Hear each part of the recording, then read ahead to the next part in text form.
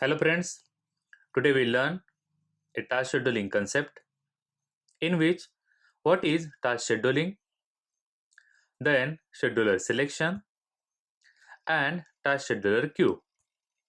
So let's start with what is task scheduling.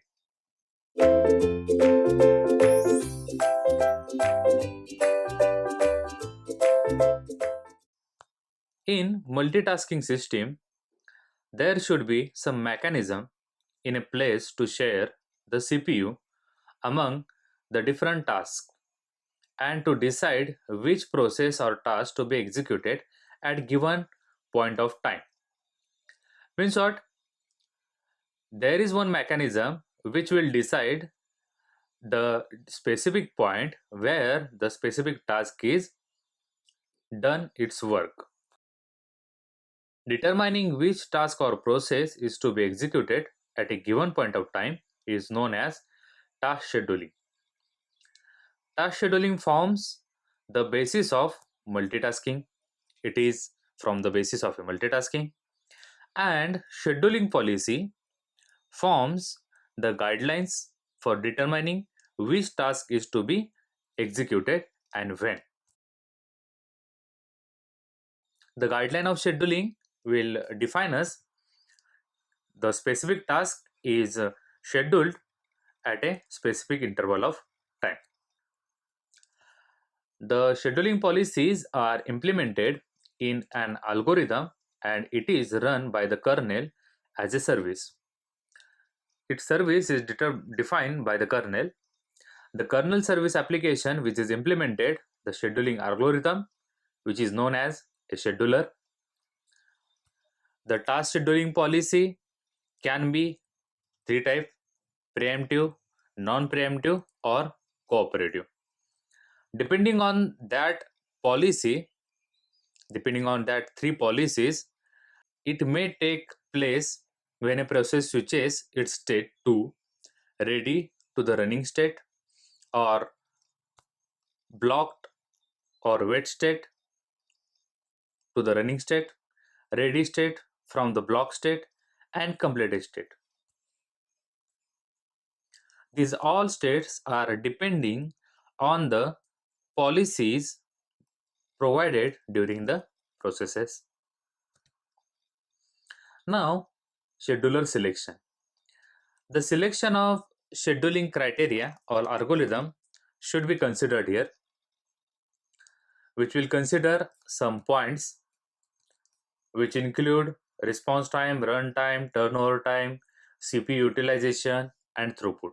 So let's start with CPU utilization. The scheduling algorithm should always make the CPU utilization high. CPU utilization is a direct measure of how much percentage of CPU is being utilized. On that percentage, user can calculate the how much CPU is taking part in any operation. Throughput. This gives an indication of number of processes executed per unit time. The throughput for a good scheduler should always be higher. Means for a ideal purpose, we can consider a throughput is higher. Now the turnaround time. A turnaround time, it is the amount of time taken by a process for completing its execution. It includes the time spent by the process for waiting for the main memory, time spent in the ready queue, time spent on completing the IO operation, and the time spent in the execution. These all time spent is processed or is considered under turnaround time. The turnaround time should be a minimum for a good scheduling algorithm.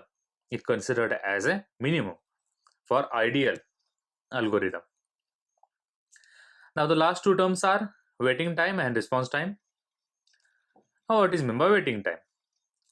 It is the amount of time spent by the process in a ready queue waiting to get the CPU time for execution. The waiting time should be minimum for a good scheduling algorithm. And the response time. It is the time between submission of a process and the first response.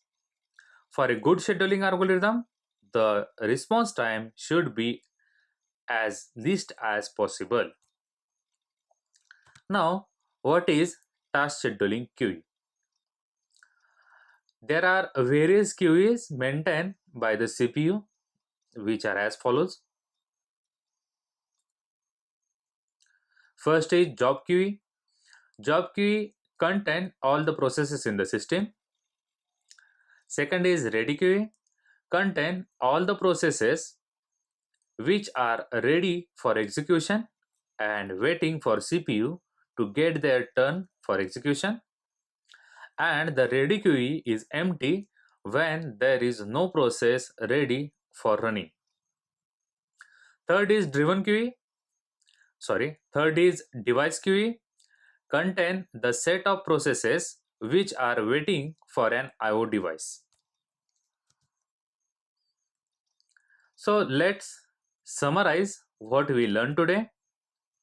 We learn what is task scheduling, scheduler selection, the different parameters for a scheduler selection, and task scheduling queue.